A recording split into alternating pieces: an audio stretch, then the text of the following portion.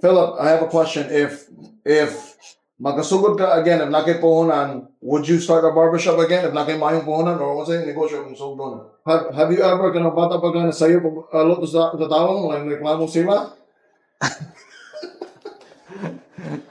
Daghan kasama. Okay. Agi ko guan janitor tapos nag-dicer ako na sa URC sa panel. Wow. Agi ko guan janitor. Yeah, I gotta run some errands today, probably potentially get a haircut, go to the office, and handle some usual work stress. What does a haircut cost here in the Philippines for a decent haircut? Not the super low ones or not the super high ones. Like I have come to realize that some haircuts are only 70 pesos, which is you can pick it up maybe 100 pesos in little corners and little cantos around, or you can go to somewhat upper level one, AC, a little bit of other services, and those are around 250, 300 pesos. And the higher end ones I've paid as high as 1,800 for a haircut here. So let's go to the one that I'm going to today that I particularly like. Hey everyone, so in editing this video, please forgive my Bisaya because I'm struggling and doing my best to speak the local vernacular. For those of you Bisaya viewers, please forgive me. Enjoy the video. Okay. Hey everyone, so I am here at Barbero near unsang eskwelahan nito padre DMMA. It's right by this main road right here if you're in Davao. While I'm getting a haircut, I'm going to be interviewing my barber just on basic questions about here in the Philippines and all that stuff, okay? Thank you. Start. Okay, we're going to start. Oh, I talk big anyway. Dako magdingog anyway here. Ibutan na sa muhag. Yeah. Dili mo busy derot. I'm busy. Muna akong first stop, then mato ko sa opisina, and then I gotta run around today. Then we'll diretso ko trabaho later. So I found this spot because out of convenience, because like it's literally like 10 or 15 minutes away from my house. I didn't want to go to any further because it's just for convenience. Plus, this spot is actually really nice, air conditioned, which I like, and it cooked very well. Kanang wala kay lang mo, unsay pangalan nimo, unsay name sa imong negosyo. Let's go. Barbero Davao. And what's your name? What's your name? So everyone knows. Philip. Mr. Philip. He's a really good barber. I'll be honest with you. This is like the mga third time I think third time and it's always a good consistent cut. So for those of you looking to I mean, if you want to live in Davao, Pinoy or otherwise foreigner or whatever, it's a really good cut. It ranges unsay pinaga like unsay may simple nga like unsay is there a different charge for kanang kalbo versus fade? No. Same price or unsay? Actually, fade and maskat, kalbo 150. 150, okay. The good thing about Philip, which I don't know if yan gitoyo, pero doon kayo sa eskwelahan. Gitoyo na nimo? For doon sa eskwelahan? Oh, yes. Real. How long have you had this business for? Almost 5 years. 5 years, okay. Pag so good nimo, lisod kayo. Kung customer on man. Kagitan ka sa laking barbershop o ikaw ay, this is your first barbershop, yung sugod ka? Gikan ko sa Lion Barbershop. Okay. Then, asa ko sa trader ko. Okay. Start kami ng negosyo ng barbershop. Okay. Then, gisuportahan ko niya na mag-barbershop may magsarili. Sa 5 years, would you say that if na ganang musoko na ng negosyo, would you say that sayon or lisod nga negosyo? Lisod kay pag-start ay grabing struggle. Oo. Almost 6 months o 1 year bago kami naka-invest ng customer. Really? Wow. Eh, na may mga taong Pinoy or even sometimes foreigner, musulod man sila og kanang barbershop usahay just to start a business, pero some of them unfortunately fail kay they're not prepared. Para nimo pagsugod nimo unsa mga struggle imong gi-face gawa sa mokuha sa customer sa kanang pagsugod ng barbershop? Gatag mi og card na makabalik-balik ang customer og 10 times may free 1 haircut. Or how many times? 10. 10. Also, muna siya loyalty card. Oh. Oh, that's nice. That's nice. And Philip did tell me before, because of this business, it's helping him support mga anak niya.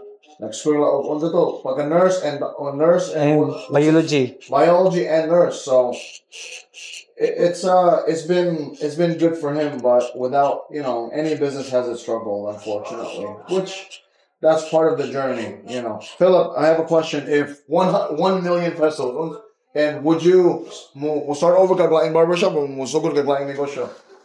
Siguro mag-start ko lang yung negosyo. Really? Okay. Like, lechon manok. Really? Really? Okay.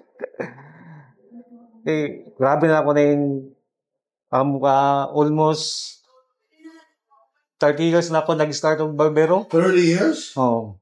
So, pilang edad na mo ni sugod ka? Alot og buhok? Nag-start ko sa ako ang life. Medyo bata pa ko, mga 15. Yan, nag-start ako apply ng barbershop, mga 17. 17 o 18. Kanang panahon, naabay eskwela, kinsa mo tuon nimo pang barber or pagtuon ka self-taught or siya? Self lang, experience. Oh, really? Okay. Have you ever kanang bata pa ka sayo alot sa tawo mo, like reklamo sila? Dagan kasaman. Okay. What were you doing in high school? Nano man isulod ka pagka barber? Wala imo una dili ka mosulod ka college or unsa man? Wala na. Wow. Unsa may trabaho, unsa may pangita nimo before nahimo kag barber sa 15 ang sugod kag kuan? Unsa may pangita nimo? Agi ko janitor, tapos nag-dicer ako na sa URC sa panel. Wow, okay. Travel. Wow. Then nag-driver ako sa company. That must have been like taga Davao ka. You're originally from Davao. That's a great story. Geeking from something now and nakinegosyo. That's really nice. Pero dako ka nagtabang sa kuwang pag-barbero kay mo ni paskwela sa akong mga anak. That's great. That's good to hear. Siguro daghan na kay magpagupit, mga bagong style sa mga new haircut. Siguro nakakita ang mga bata na bagong style sa haircut, gusto nila magpagupit sila. Kay matud pa dagdag points daw magwapo sila. But do you think when mo sorry ko mga tao, do you think if naay mo so good o barbershop, do you think they need to start doon sa eskwelahan? Is that one importante nga kailangan buhaton nimo if mo sugod kag barbershop? Or kaya po nga layo ka sa eskwelahan pero you can still make the same money, or lahi ra nga if doon ka sa eskwelahan? Lahi ang nasa eskwelahan, mas dali makita. Tapos dili kay ka ma-worry sa wala kay customer na mag-start ka. Makatabang mo ng estudyante na makita din nila dahil na ay barbershop dool o eskwelahan. Lisod po doy kung mag-start ka barbershop niya, wala kay barbero. Lalo na wala kay knowledge about sa barbershop niya, mag-start ka. Lisod mangitag barbero na honest. Sana ka bahin sa honest. Unsa may boto nila nga dili honest? Unsa nag-agi na kaana sa imong 30 years? Agi na ko. Unsa may mga buhaton nila sometimes? Dugay mag-duty, tapos sa'yo mag-out, nga, dili honest ang record. Really. Yeah, I mean, I guess, yeah.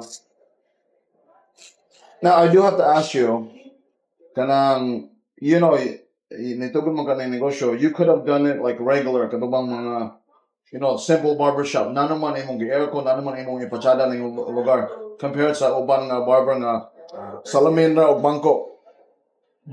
Pero nakakiyong bugogan po na non-art na barbershop. Nag-start ko na non-art. So, nag-click man siya. Ako ang non-art. Tapos, akong gi-aircon. After 6 years ko dito sa dating barbershop na akong gi-start ng negosyo. Nag-close man. Really? Okay. Gigamit ang pisto sa Tagiya sa pisto sa owner. Tapos nag-asa ko sa kapatid ko na magnegosyo tayo ng class A na barbershop, yung gwapo jud kayo kuan, attractive. Para ang mga customer na kanang dili gusto mo sulod og dili aircon. So, once na mag-aircon na yung barbershop, madagdag ng customer kay aircon ang barbershop. I mean, where did you learn to upskill imong mag-alot? Did you watch videos? Did you just practice on someone?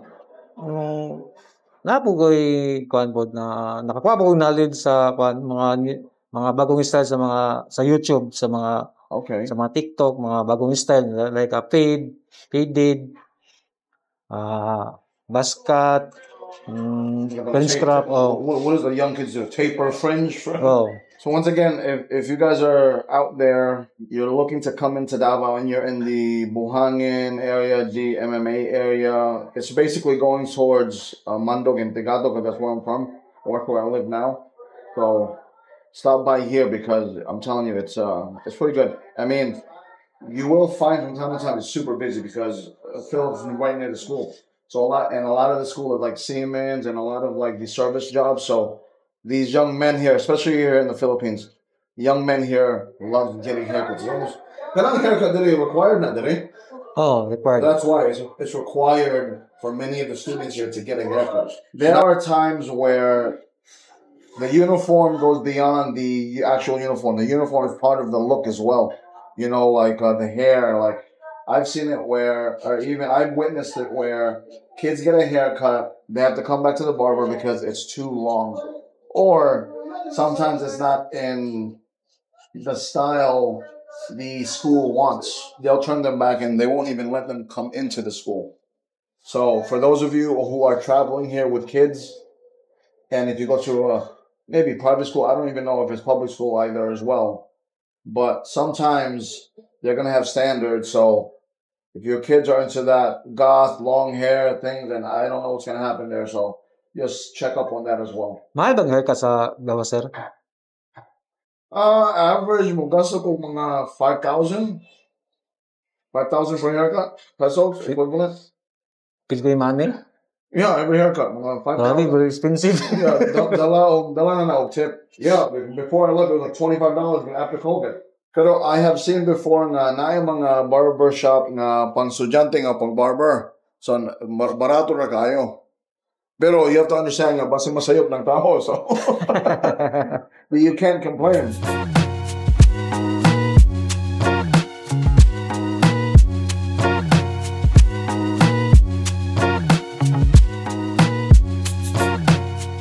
Nakay plano mo expand? Na, sir, pero dili pa karon.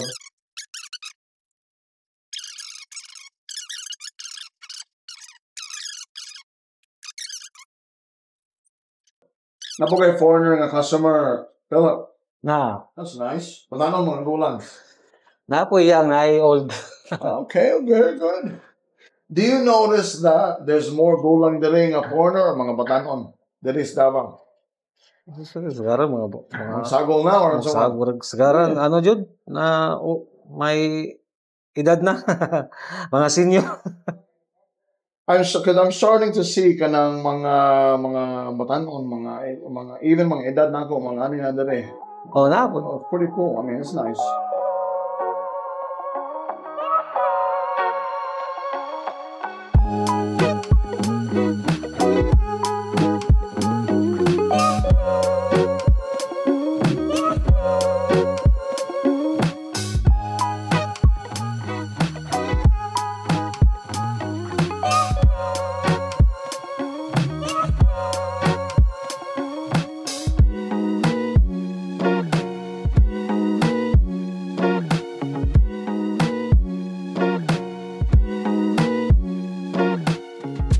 How many haircuts pinagdaghan in one day have you ever done?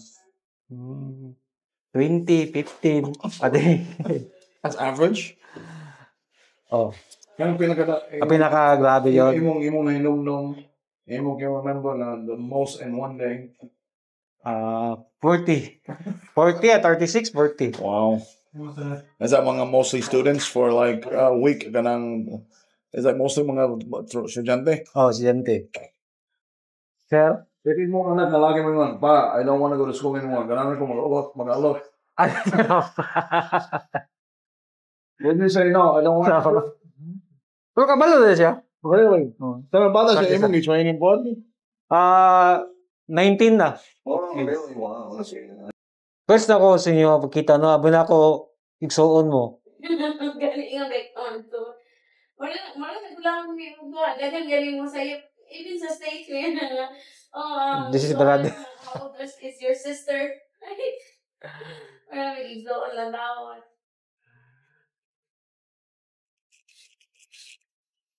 Pero sa inyo diyang relasyon, no, wala mong barkada. Ay, oo. Daway mo maglakaw, magistorya. Wala lang mo kanang dugan na dyan na, Dugay na lang. oh, warag dili mo magkuhan. Sa among relationship. Warag dili mo couple. Nagagay ka ng, sa 2 years na mong together, pag after na, wala na. Right. Para naman. Ay, debate, pero dili mo Magaya, no? Pila to ka years? 20 years. Gaya, no?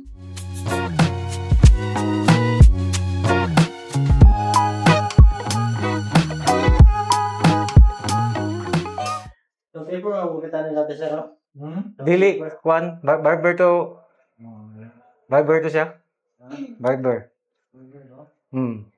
Bargi tipay mo gamay pod. Barber na tipper to. No, may requirement sa eskwelahan. By 3 mo. Tastasan ang part. Simba, if you guys want a great haircut, come down by Barbero. I'll see Phil next time. Take care. Thank you very much. Bye-bye. We are headed to our next stop, which is apparently I gotta go to a lawyer that will take care of a few things for me. But yeah, okay, on to the next one.